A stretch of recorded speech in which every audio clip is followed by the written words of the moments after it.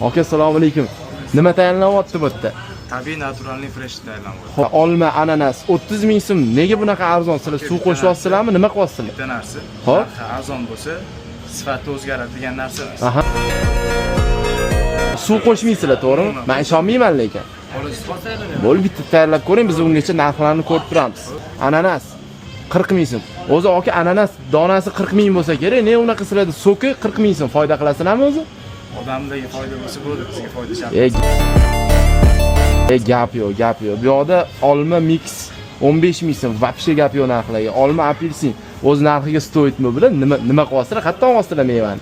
Bitta ichib ko'rasiz, aka. Bo'ldi. So'kka o'zi gapiradi, biz gaplashimiz shart.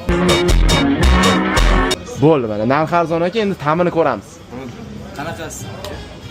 Eng zo'ridan bering. Eng zo'r. Apelsin olma qilib beraman, sayratadi.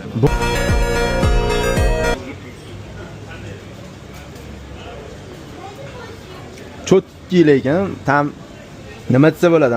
Nordon ham emas, achchiq ham emas, shirin ham emas, bir tabiiy mevani bir maza qilib ichgandek bo'lyapman lekin. Gap yo'q. Nima dedim aka? Ichasiz, gapirasiz. Menga mevalar ham tugab qopti, hali ochilmadinglar. Ne unaqa?